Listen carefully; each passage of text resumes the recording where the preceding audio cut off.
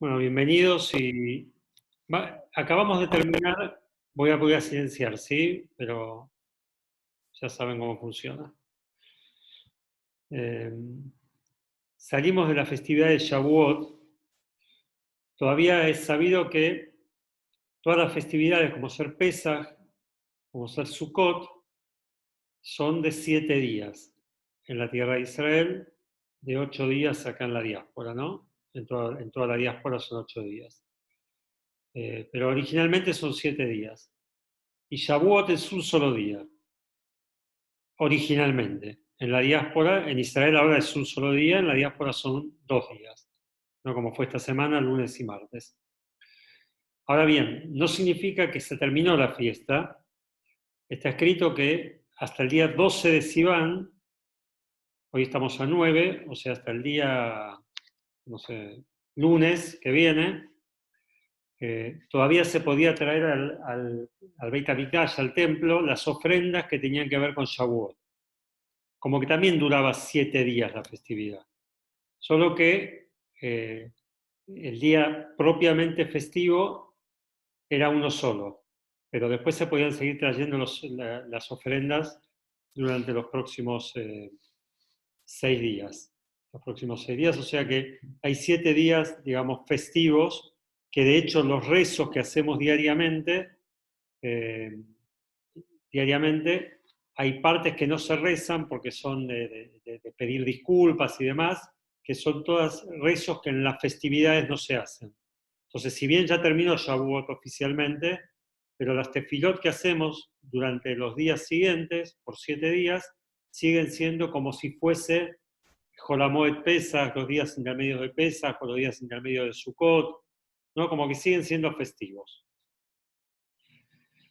Y para cerrar un poquito la enseñanza de Shavuot y un poquito para relacionarlo con la Torá, con la parte que se lee de la Torá en estas semanas, se sabe que la costumbre es que la parashá de Bamidbar, empezamos el cuarto libro de la Torá, Bamidbar, siempre se lee esta parashá antes de Shavuot. Siempre. No importa si el año tiene 13 meses, si el año tiene 12 meses, siempre, absolutamente siempre, la parashá de Bamidbar se lee antes de Shavuot. A veces se lee la parashá de Nassó también, la segunda parashá, y a veces no la segunda parashá, pero la primera parashá del libro, Bamidbar, se lee antes de Shavuot. ¿Cuál es el motivo? ¿Cuál es el motivo por el cual se lee la parashá de Bamidbar antes de Shavuot? Entonces, uno de los comentarios, una de las explicaciones es que terminamos el libro de Baikra, y el libro de Baikra, la última parashá, la última sección que leemos la semana anterior, es Bejucotai.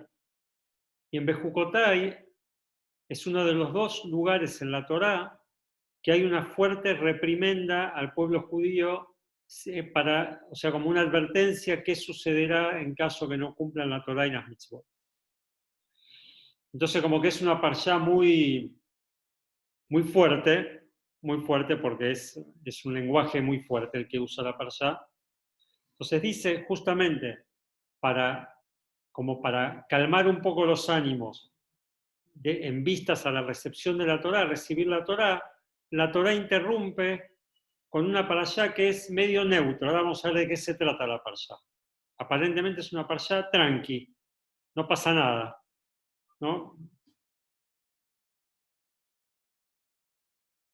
Ahora bien, esto es un motivo, dice el Rebbe, pero si siempre entendemos que la Torá tiene significados más profundos, aparte de que la parashá de Bamidbar venga a interrumpir y a calmar un poco los ánimos entre la parashá anterior y la entrega de la Torá, tiene que haber una conexión más lineal, más directa, dice el Rebbe, entre el contenido de la parashá con la entrega de la Torá. O sea, como que de algún modo el contenido de la parashá tiene que ser una preparación para la recepción de la Torá. No solamente para calmar los ánimos de lo que leímos la parashá anterior, sino que tiene que ver con la preparación para la entrega de la Torá. Ahora bien, ¿qué es lo que pasa en esta parashá? Dice, en esta parashá en general se habla de la cuenta que Dios hizo de los judíos. ¿Sí? Dios hizo un censo y en esta parashá es una de las parashiot que hace el censo. Más adelante, en este mismo libro de Bamidbar, en la parashá de Pinjas, también vuelve a hacer otro censo. Ahora bien, ¿cuál es el sentido del censo? Lo interesante es así, si uno traduce la palabra Bamidbar, este es el libro de Bamidbar, así se dice en hebreo. Bamidbar es en el desierto. Para cualquiera que tenga un Tanaj en español, si prestó atención, ¿cómo se llama el cuarto libro de la Torá? Tenemos el Bereshit, el Génesis, el Shemot es el Éxodo, literalmente se dice Shemot son los nombres, pero se lo llama el Éxodo. El Vaikra es y llamó, en español se traduce el Levítico, que son todas las mitzvot que tienen que ver con el templo, muchas mitzvot que tienen que ver con los levitas. Llegamos al cuarto libro, que la traducción sería Bamidbar en el desierto. ¿Y cómo se llama?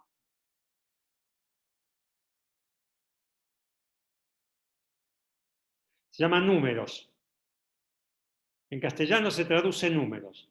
Ahora bien, esta traducción es arbitraria, no es porque a alguno se le ocurrió Bamidbar números, ¿qué tiene que ver Bamidbar con números? No, en el Talmud, en varios lugares, llama al libro de Bamidbar Sefer Apikudim, el libro de la cuenta, de la contabilidad.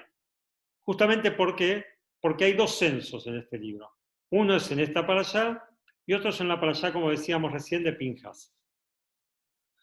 Entonces, el libro se llama por la cuenta, por los distintos censos que hizo Dios al pueblo judío. Y vamos a tratar de entender, primero viendo que hay dos cuentas que hacemos para recibir la Torá.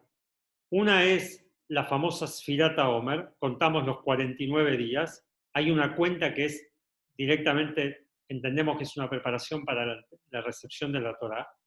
Y la otra cuenta es el censo que Dios hace.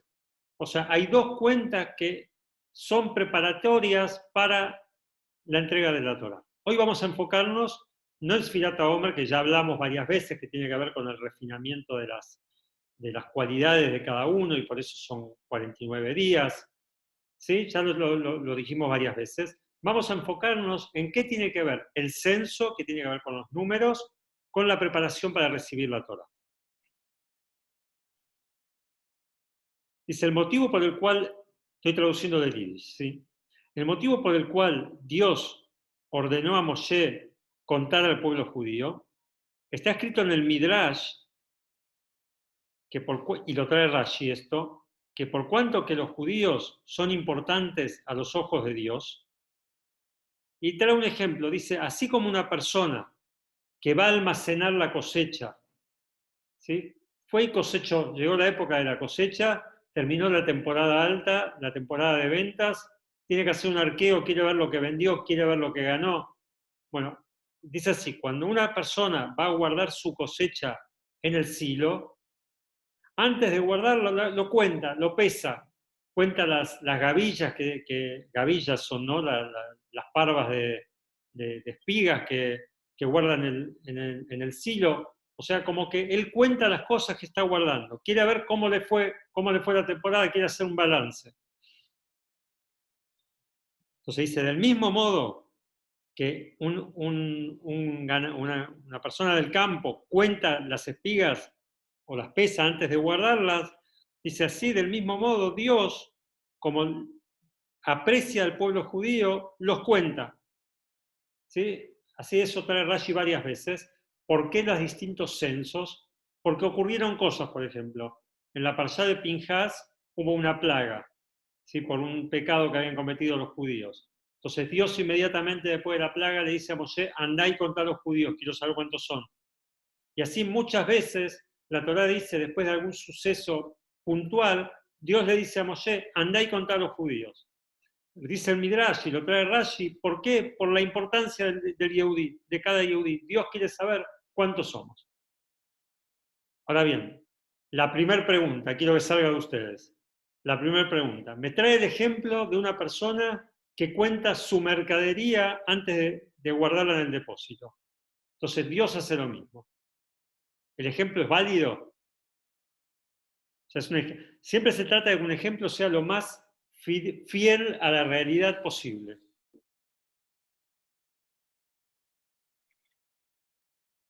Jorge, ¿tenés algo para decir? No, pienso que es válido porque tiene que ver con el ordenamiento de su trabajo. O sea, contar lo que tiene en su depósito es un comienzo, es el inicio, el saldo al inicio sería, para saber después los movimientos. Bueno, vos hablas ya con el términos de contador, pero la pregunta va por otro lado. Está Sí, bien, entiendo lo que decís. Pero acá estamos comparando a este hombre que hace el balance con Dios que está contando.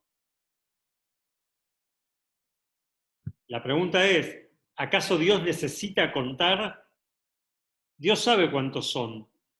¿Para qué necesita no, contarlos? O sea, no tiene sentido contarlos.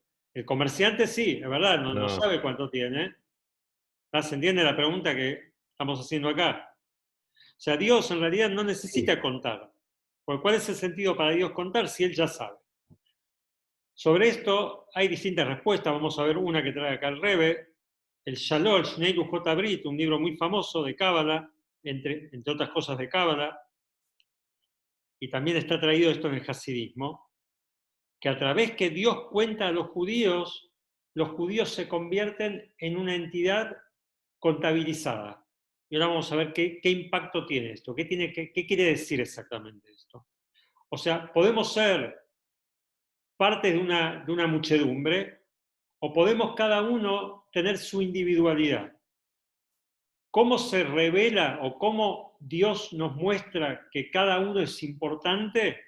Contándonos. Porque si no, vos podés pensar, bueno, yo soy uno más del montón. No, Dios te está diciendo, vos no sos uno más del montón, dice el Shnei J. Brit. Ningún Yehudi es uno más del montón. Cada uno tiene su valor, cada persona, en realidad, acá estamos hablando del pueblo judío, cada uno tiene su valor, su valor. No solamente por ser parte del pueblo, sino como que cada uno es importante. Ahora bien, es interesante porque está escrito en la halajá, esto tiene una aplicación práctica. Este concepto, que algo que se contabiliza es importante, tiene una aplicación práctica en la halajá. Porque vos podés decir, bueno, está bien, hay cosas importantes, y hay cosas que vos contás, pero si vos no sé, remeras, tenés 10 millones de remeras, está bien, una remera más, una remera menos, no hace a la cosa. Falta una remera, no debería, o sobra una remera, no debería, pero tampoco hace a la cosa, no es tan grave. Ahora, para la halajá, el tema para la ley judía, el tema que sobre o falte algo, o que algo sea contado, tiene un impacto importantísimo. Y vamos a traer un ejemplo. Siempre estudiamos, ya lo habrán escuchado muchas veces, lo repetimos muchísimas veces, se cae un poco de leche en algo de carne. ¿Sí? Un chorrito de leche en una olla de carne. No se puede comer la carne con la leche. Ahora bien, si hay un volumen 60 veces superior de carne que de leche, se anula la leche como si no estuviese y podés comerlo. ¿Tá? Porque no tiene ningún sabor a leche y está totalmente anulado. Ahora bien, todo esto de que las cosas se anulan es cuando son cosas que no se contaron.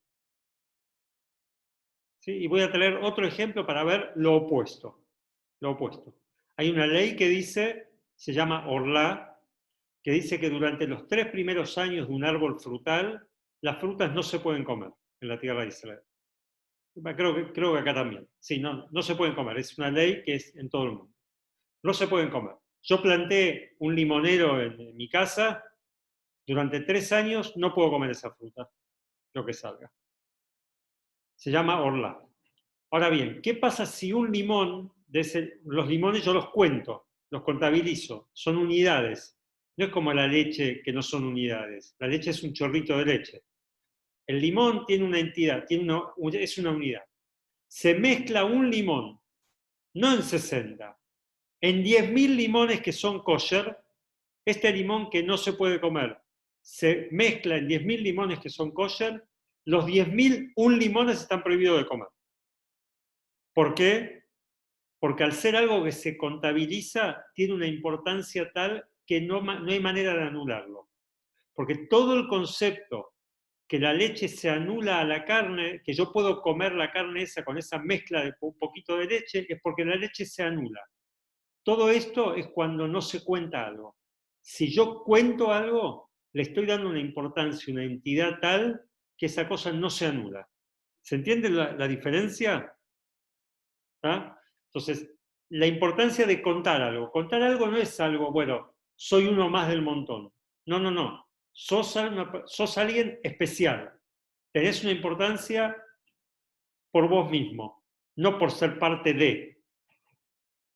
Entonces, eso es lo que dice el Shnei Lujot Abrit. Dice que el Yehudí, no lo estamos viendo ahora, siempre lo vemos ahora, es como dice el Talmud, es un corderito entre 70 lobos, ¿no? Que siempre se los quieren comer. Entonces, el Yehudí, para poder mantenerse firme, necesita de esa importancia que Hashem le da, ¿no? El Yehudí no se anula entre los pueblos, no es que desaparece, uno se pone a pensar. No, ayer estaba hablando con mi señora justamente. Tomás el diario, ¿sí? O tomás la internet, empezás a mirar tal diario. Y es increíble, pero no somos nada en el mundo. ¿Sí? Somos el 0,0 no sé cuánto. Y el 25% de las noticias tenía que ver o con Israel, o con la vacuna de Israel, o con cómo se manejó el COVID en Israel, o con un acto que hicieron los jóvenes en la Plaza Israel apoyando a Israel los otros días, y después hablando de una situación que una chica hizo un chiste medio antisemita en el programa de Tinelli, entonces ya, o sea, a ver, ¿cuán importantes somos como para que se hable tanto de nosotros? Es algo que no debería, o sea, debería pasarse por alto totalmente. Sin embargo, dice el Shalom y dice el Hasidut, que el hecho que Hashem contó a los Yehudim les dio una importancia que no se anula. No existe que se anule, que pase desapercibido el Yehudí. Es algo que no existe. ¿Tá? Este es el concepto que nos está transmitiendo.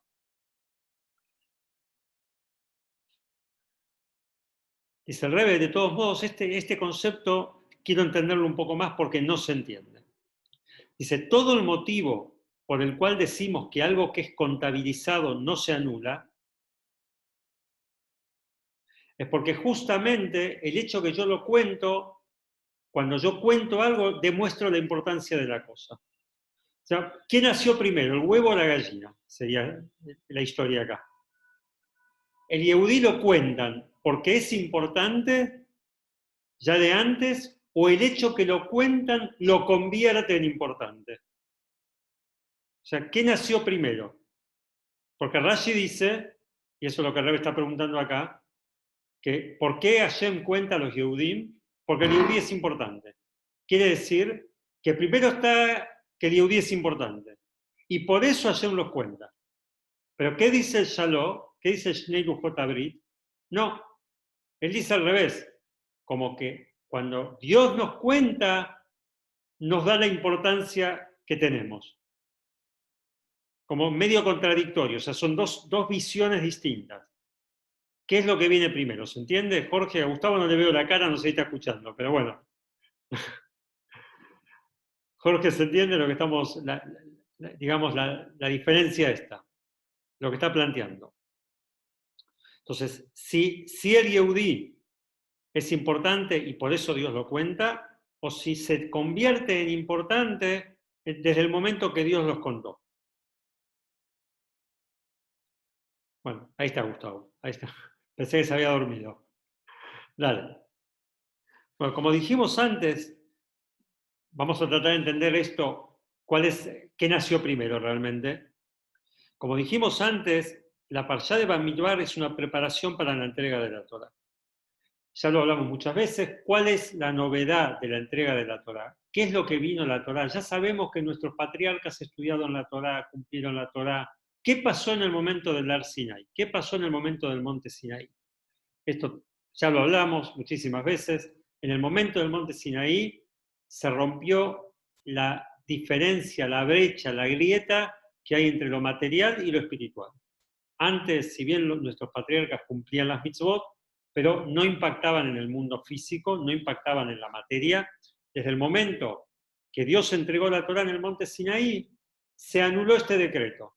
Y nosotros, cuando hacemos una mitzvah, estamos impactando el mundo y convirtiéndolo en algo sagrado, con cada pequeña mitzvah que hacemos. ¿No? Este es el concepto de Shavuot. Entonces, antes de Matan Torah, antes de la entrega de la Torah, las mitzvot que se hacían no tenían influencia en lo material. Y las cosas no se convertían en sagradas. Matan Torah, la entrega de la Torah, nos da una fuerza que a través del cumplimiento de las mitzvot refinamos el mundo y purificamos el mundo y santificamos el mundo.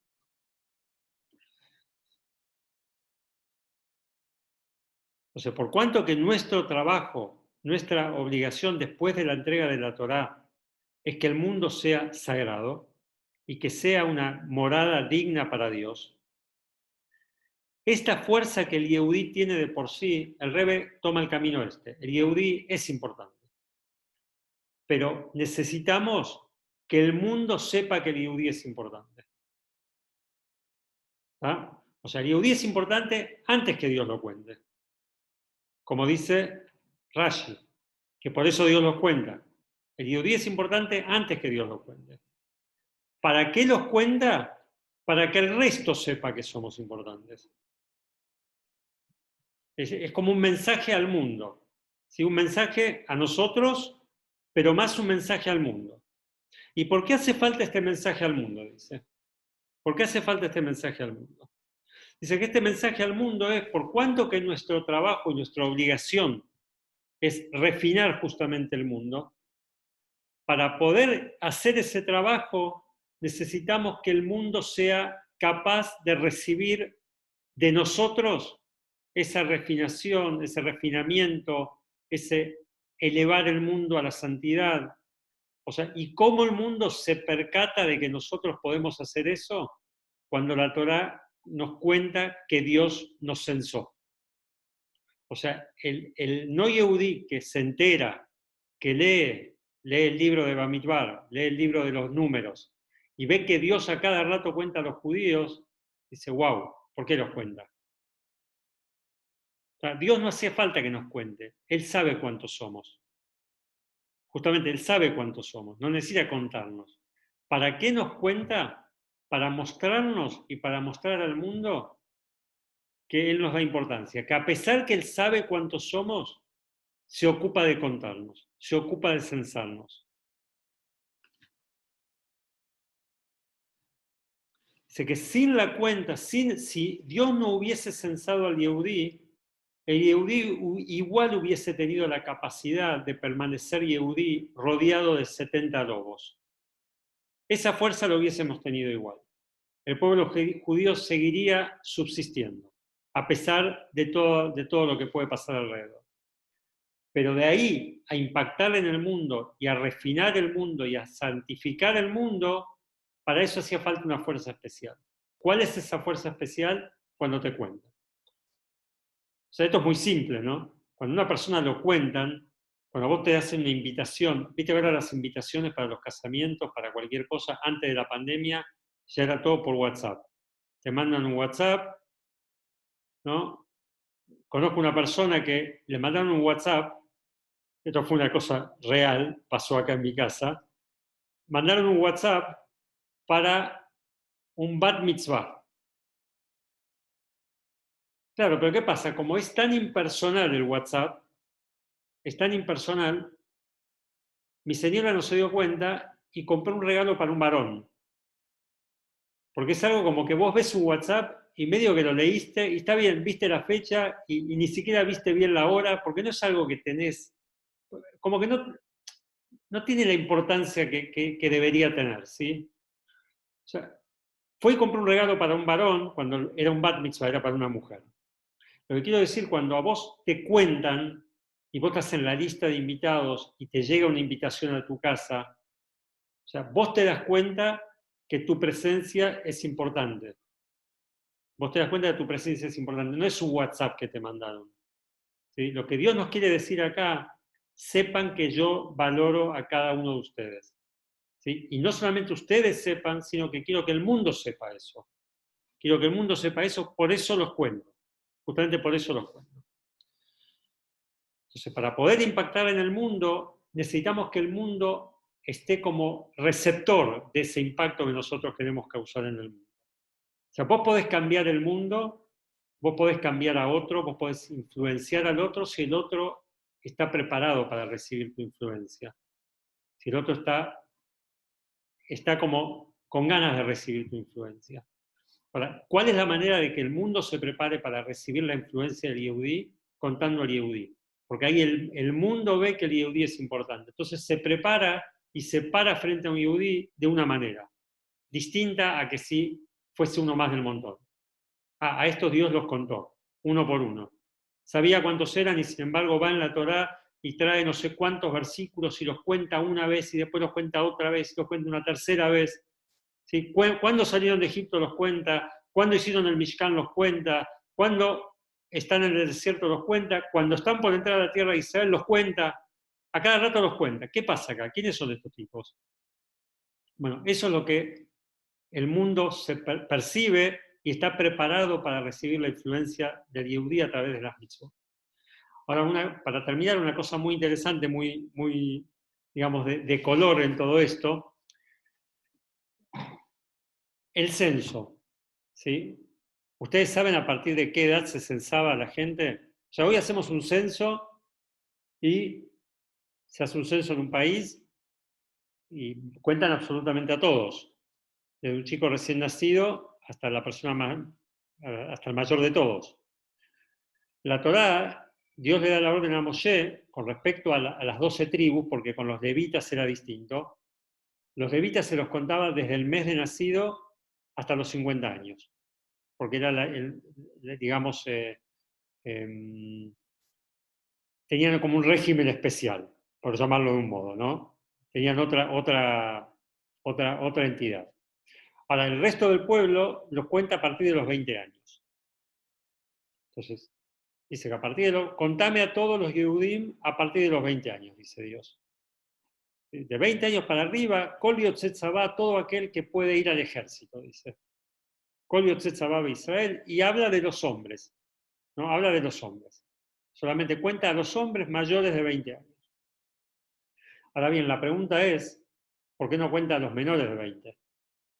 Las mujeres, podemos decir que no las cuenta porque muchas veces está escrito que, con respecto a otras mitzvot, que las mujeres no están obligadas a cumplir ciertas mitzvot porque ellas son más espirituales que los hombres, entonces no necesitan refinarse a través de tantas mitzvot como los hombres. ¿No? O sea, uno piensa, las mujeres no pueden ponerse tefilín. Sí se pueden poner, no tienen que ponerse tefilín. De hecho, no se acostumbra. Las hijas de Rashi se ponían tefilín. Había mujeres que se ponían tefilín. No es que está prohibido. Pero no necesitan. ¿Por qué no necesitan? Porque ellas no necesitan tanto el trabajo espiritual para refinarse. ¿Sí? El hombre sí necesita. Ahora bien, ¿por qué no hace falta contar a los menores de 20 años? Pregunta el Rebbe. ¿Por qué contamos solamente a partir de 20 años? Y dice, todos aquellos que salen al ejército.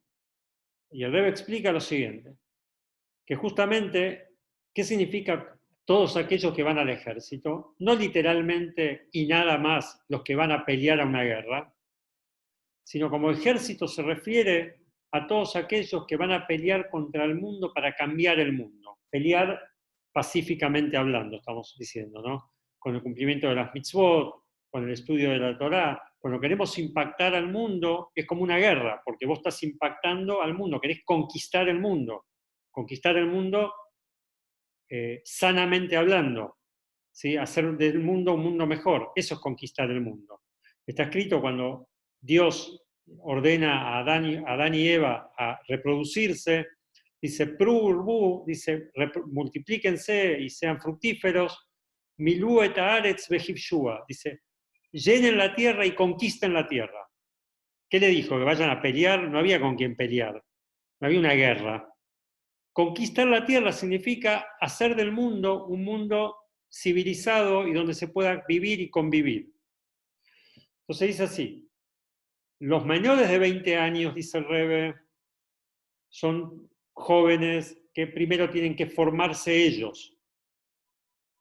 O sea, tienen que formarse ellos. Antes de ir a conquistar el mundo, antes de ir a impactar, a influenciar el mundo, tiene que cada uno crecer espiritualmente.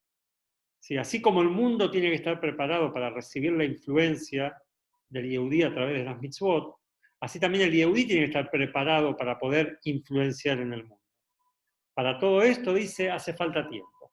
¿Cuál es el tiempo? Bueno, la Mishnah dice, en Pirkei Avot, el Talmud dice que a los 5 años se empieza a estudiar el Humash, la Torá, a los 10 años se empieza a estudiar la Mishnah, parte del Talmud, a los 15 años se empieza a estudiar la Gemara, que es la otra parte del Talmud, o sea, como que hay periodos de 5 años que estudias tal cosa, 5 años estudias otra pequeña carrera y otros 5 años otras cosas, hasta que estás listo a los 20 años como para salir a la calle a pelear. Dice, Kol Yotzet Tzavá, está preparado para ir al ejército. De vuelta, ¿a qué ejército?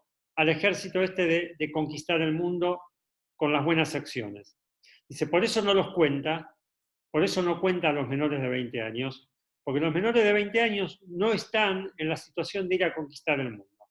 Acá decíamos que necesitamos la fuerza, que Dios muestre la importancia de cada uno. Bueno, cuenta solamente a aquellos que son mayores de 20 años, que son aptos para ir a conquistar el mundo. Entonces, por eso no cuenta a los menores. Aprendizaje de todo esto. Y por eso esta es la preparación para la entrega de la Torá. Porque la entrega de la Torá, no nos vamos a ir del punto, la entrega de la Torá vino a hacer que nosotros podamos influenciar el mundo. Como dijimos antes, no es lo mismo las mitzvot que cumplimos nosotros con las mitzvot que cumplían nuestros patriarcas. Si bien ellos tenían una talla espiritual gigantesca, pero el poder que tenemos nosotros, cada uno de nosotros, a través de una mitzvah, cambiar el mundo, ellos no la tenían. ¿Cuándo vino esa fuerza? En el momento de la entrega de la Torá. ¿Y cómo preparar Dios al mundo para poder recibir esa influencia de la Torá a través del Yehudí? ¿Cómo preparó al mundo? A través que contó al Yehudí. Preparó al mundo porque el mundo se dio cuenta que cada Yehudí es importante, y preparó al Yehudí porque le dio la fuerza para ir a influenciar al mundo. O sea, esa es la preparación para la entrega de la Torá, por eso Dios nos cuenta, por eso se lee la Parshá de Bamidbar siempre antes de la entrega de la Torá. O sea, antes de Shavuot. Dijimos 2 motivos por los cuales se lee la Parshá de Bamidbar antes de la entrega de la Torá, antes de Shavuot. Uno era para calmar los ánimos de la Parshá anterior, que era muy dura, muy fuerte, que había una reprimenda muy fuerte. Pero el Rebbe dijo, yo quiero explicar que aparte tiene que ver con lo que va a venir, que es una preparación para Shavuot. Entonces, estos son los 2 motivos por los cuales se lee la Parshá de Bamidbar antes de Shavuot. Entonces, la enseñanza simple para nosotros, saber que tenemos importancia cada uno de nosotros, que podemos influenciar el mundo, que tenemos que impactar. O sea, si podemos es porque tenemos que influenciar el mundo. Influenciar el mundo es como decimos siempre, no hay que hacer mucho ruido. ¿Sí? Uno hace una mitzvah, uno hace un favor al otro, no hablamos de un yehudí, hace un favor, hace una tzedaká con cualquier ser humano, baja a la calle y ve un necesitado y lo ayuda con algo, eso es una mitzvah. Estás cambiando el mundo. Estás cambiando el mundo. O sea, muchos de nosotros que hagamos eso, ¿sí? El mundo cambia. Bueno, hasta acá llegamos hoy. Espero que haya cerrado el tema.